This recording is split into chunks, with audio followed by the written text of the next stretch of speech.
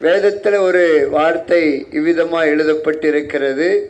ஆண்டவராய் இயேசு கிறிஸ்து இந்த உலகத்தில் வாழ்ந்த நாட்களில் ஒரு வார்த்தையை சொன்னார். என்னுடைய சமாதானத்தையே நான் உங்களுக்கு தருகிறேன், என்னுடைய சமாதானத்தையே உங்களுக்கு நான் தருகிறேன் என்று இயேசு சொன்னார்.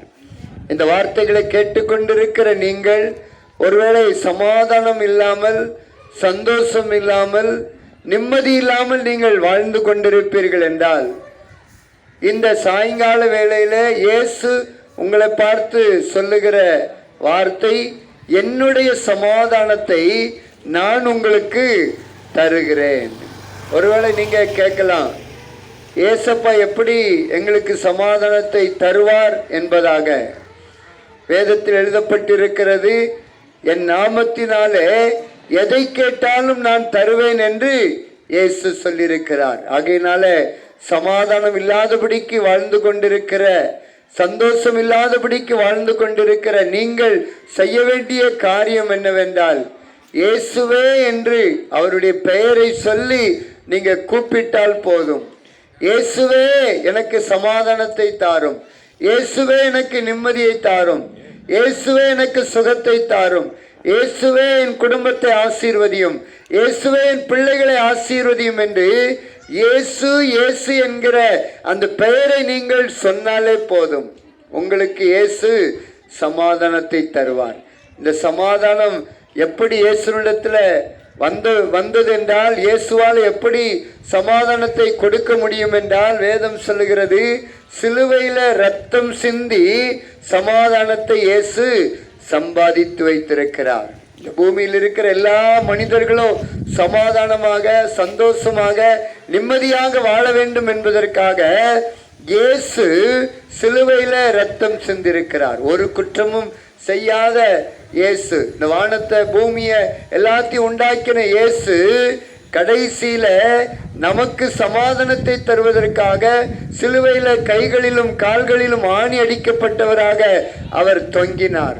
எல்லா இரத்தத்தையும் சிலுவையிலிருந்து நமக்காக சிந்தினார். எதற்காக என்றால், நமக்கு சமாதானத்தை கொடுப்பதற்காக. ஆகையினால இயேசுவிடத்தில் நீங்கள் வருவீர்கள் என்றால், இயேசுவே என்று நீங்கள் கூப்பிடுவீர்கள் என்றால், இந்த நேரத்தில் உங்களுக்கு சமாதானத்தை நிச்சயம் தருவார். 20 வருடங்களுக்கு முன்பாக சமாதானம் இல்லாதபடிக்கு நான் வாழ்ந்து கொண்டிருந்தேன்.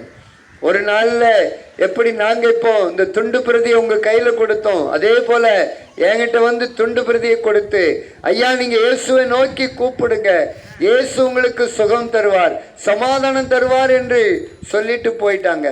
நான் அந்த கைப்பிரதியை கவனமா படித்தேன்.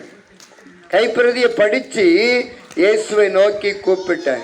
இப்போ உங்க கைகளில் கொடுக்கப்பட்டிருக்கிற அந்த துண்டு பிரதியை நீங்க பத்திரமா வச்சு, ஒரு முறைக்கு 2 முறைக்கு நீங்க படிச்சுட்டு நான் கூப்பிட்ட மாதிரி ஏசப்பாவை நோக்கி கூப்பிடுவீங்க அப்படின்னா, நிச்சயமாகவே இயேசு உங்க அருகாமையில வருவார். பாருங்க, நான் கூப்பிட்ட பொழுது இயேசு என் பக்கத்துல வந்து என்னை தொட்டு சுகமாக்கி எனக்கு சமாதானத்தை தந்தார். அதே இயேசு இன்றைக்கு உங்க அருகாமையில வருவதற்கு ஆயத்தமாயிருக்கிறார். ஆகையினால இயேசு என்கிற அந்த பெயரை சொல்லி நீங்க கூப்பிடுவீர்கள் என்றால், நிச்சயமாகவே இன்றைக்கு உங்களுக்கு சமாதானம் உண்டாகும். யாராயிருந்தாலும் சரி இயேசுவை கூப்பிடலாம்.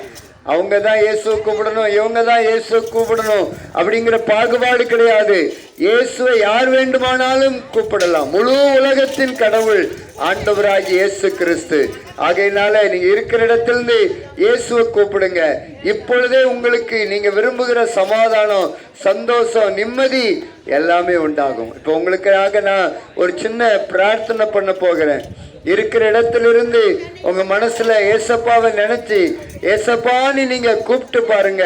நிச்சயமாக உங்க வாழ்க்கை மாறும், உங்க குடும்பம் மாறும், உங்க குடும்பத்துல சந்தோஷம், சமாதானம், நிம்மதி எல்லாமே கிடைக்கும். இப்ப நான் உங்களுக்காக ஒரு சின்ன ஜெபத்தை ஏறெடுக்க போகிறேன்.